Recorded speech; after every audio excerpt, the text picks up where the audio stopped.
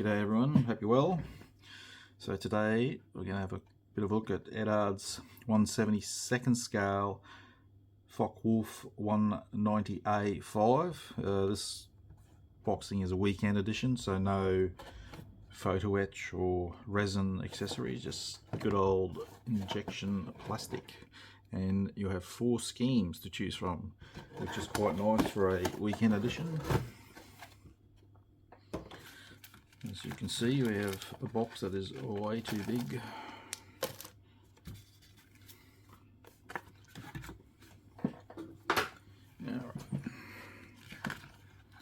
So, as usual, we have a history of the aircraft. We got the sprue trees, so there's a whole heap of parts that are not used on this boxing. Paint callouts are in guns, so you got Mr.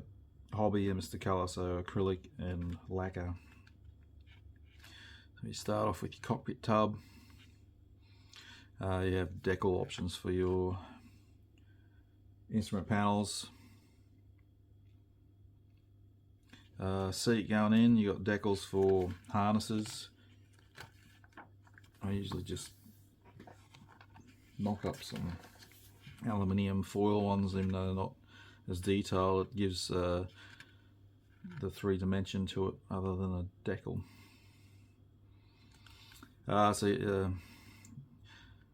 Piece goes into the nose as your front of your engine, so it's not a full engine.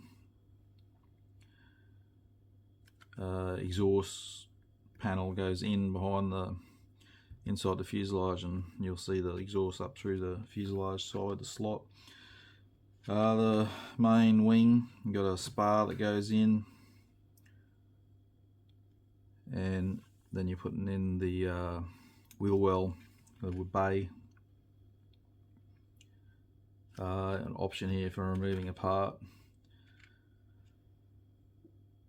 Guns go in before you put the top wing on, so you won't, once that goes on, you only see the gun barrel coming out. Fuselage going on, and then your gun cover, and instrument panel coaming, and you got then we're putting on the control surfaces, rudder, stabilizers, and the flaps, the engine cowl front face, the ring section at the front. Then we go on sideways, and you're doing the landing gear. So you're giving they give you a side view of how your gear should look when it's on. Sometimes orientating gear can be a bit tricky. Gear doors, and then we're on to the propeller, spinner, canopy. So you have canopy open or closed, and we're into the schemes in the box. So we got, the rank escapes me, I can't remember it. So it's Rolf Hermischen, 3 JG-26 DNO field base in the Soviet Union, 1943. It's a nice scheme, so you got some winter camouflage over the top of the standard camouflage on that aircraft. Major Fritz Lossig-Keat, CO of 1 JG-1 Deelen in the Netherlands, 1943. Apologies here, I'm going to butcher some of this lingo. You're also getting a history of the pilot underneath there.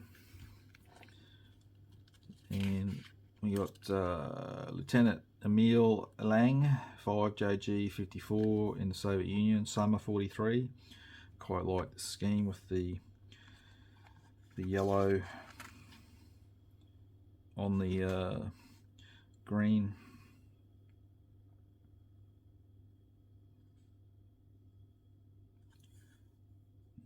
sorry, not yellow, the yellow under the cowl. It's more of a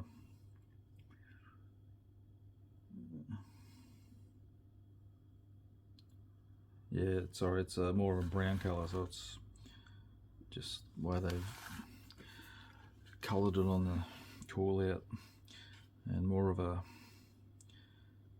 classic camouflage that I'm used to seeing on a Focke-Wulf. Again, I'm sorry, I don't know the pronunciation for his rank. That's Walter Osau, CEO of JG2 Beaumont, Le Roger, France, 43. And your stencil data, and make notes. I wonder if anyone ever does that. I do not. Alright.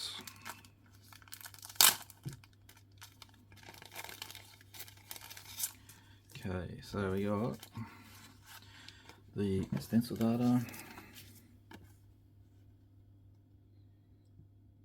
which is quite a bit for a tiny 1/72 kit, and my squadron markings, unit markings. There's your harnesses. I guess they look the part. I just don't like how they're the two-dimensional. It just doesn't seem right to me for harnesses. Alright. Classic Eduard clear part wheel. So as indicated at the sprue tree map, that some of these won't be used.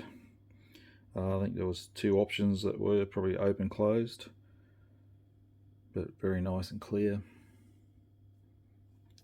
I will take photos.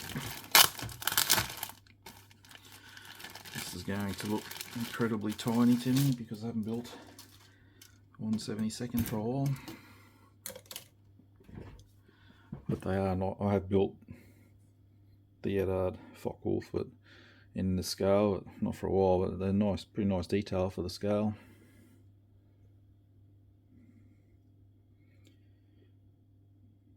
Plenty of rivet detail.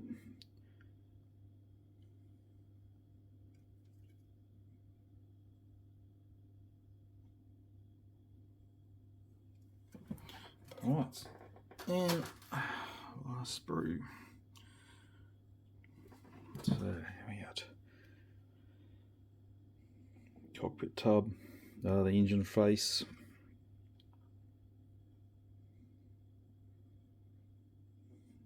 so you got the two propellers. Again, only one will be used on this variant, and same as the gear doors.